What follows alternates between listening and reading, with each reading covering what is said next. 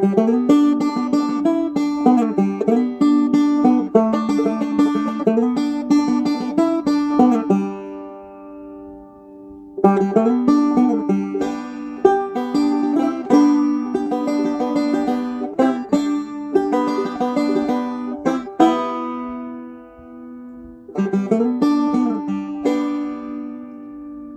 guys, thank you so much for joining me.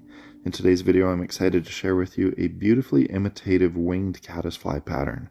So I'm going to be using Togen's dry fly barbless hooks in size 10, Semperfli classic wax thread in rusty brown 12-aught, Semperfli's dirty bug yarn in olive caddis, some Whiting Farms hackle, this is natural brown, as well as some yellow grizzly, and some Nature's Spirit pheasant tail. I'm using 2 strands of this, and some flank feathers as well from a pheasant to create the really cool winged effect. For the eyes, some Trilene Big Game 20-pound monofilament, Golf Flexmen to add some durability to that wing as well. So in my neck of the woods, we're right smack dab in the middle of summer. So these caddisflies are everywhere on our local stillwaters. This pattern, it's a little bit more of a technical tie, but give it a rewatch or 2 if you need to hone up and practice your skills. It gives you some great techniques to play around with hackle if you're not familiar with that. And I promise you, if you get these patterns in a couple of different sizes, you're going to have some pretty incredible days on the water. So I'll start out by stripping about a 6-inch piece of Semperfli's dirty bug yarn, and I'll tie that in as well as a strand of that yellow grizzly hackle. I do strip the one side of the hackle. If you're looking at the shiny side of the hackle, it's going to be the left portion, the left fibers there. So strip that back. It's going to create a much cleaner hackle as you wrap it up. And this dirty bug yarn, this is beautiful stuff to work with. We got dubbing on a rope, basically. And it's a mottled color, so you got a little bit of yellow, olive green, some brown in there. And it looks very lifelike, similar representation to a lot of the caddises in my local waters. You can brush it out, tease it out a little bit if you need, make it super buggy. And then here we're going to go ahead and wrap this hackle, leaving a little space in between each of those wraps. And then what I like to do when I am about to tie this in, I take with my tweezers, or if you're nimble enough, you can use your fingers, and just pull a few of those fibers out so you have a blank stem of that hackle feather, and then it ties in really nicely. You're not catching too many of those fibers, makes it pretty clean. Not the end of the world if you do catch some of those.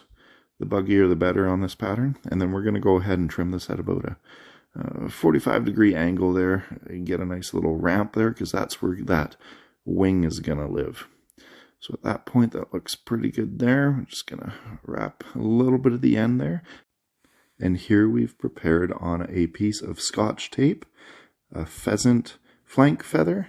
You can adhere that to the sticky part of the tape, and then I coat it with Golf Flexmen resin, and then give that a cure, and then you cut it out to a kind of a very pointy heart shape, and you can have fun with designing that depending on what length of hook you're using. I'll tie this one in with the tip hanging out a little bit, and then I fold that tip back and wrap that with thread to make it ultra durable so that it doesn't slip out on you. And then select 2 strands of the pheasant tail fiber. This is Nature's Spirit stuff. It's beautiful pheasant tails that they always provide.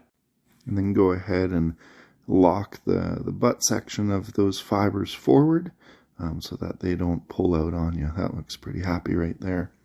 Here we're going to create some monofilament eyes. So select some 20-pound test. You just need a couple centimeters of this in your tweezers. Nip that away, burn the end of it, and it's going to turn into a really lifelike looking set of mono eyes, very small for this pattern. And then I always give it a couple of wraps while it's still in the tweezer.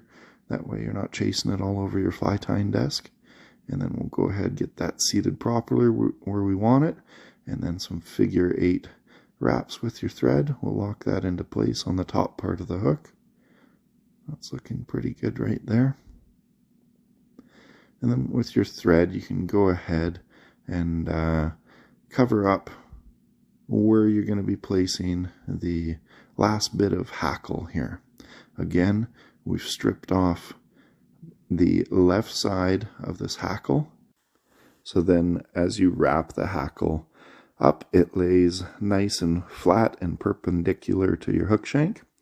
And then when I tie these in, I strip a little bit of the end off.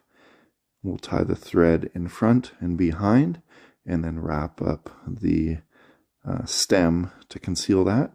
Give it a securing whip finish.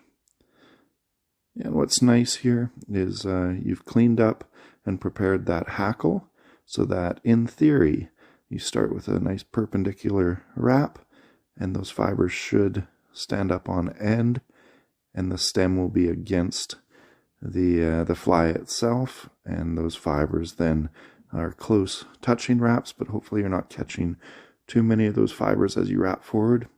The fish don't really care, but heck, since we're doing this, might as well make it as professionally looking as we can. And then go ahead and behind those eyes here, we're just going to tie in that hackle, give it a securing whip finish. You can add a tiny speck of resin to the top of the eyes there to hold that thread, and then trim away the extra little bit of hackle and your thread. And then I like to use my scissors, and you can form these front antennae till your heart's content. A lot of the naturals have more of a straight antenna, but for the artistic look here, I like adding a little bit of a curl to them. And there you have it, guys. The winged caddisfly. A little bit of a technical tie, but take your time with it. Rewatch this video if you need. Go ahead and subscribe to my YouTube channel. I want to thank you guys so much for watching, and we'll see you on the waters.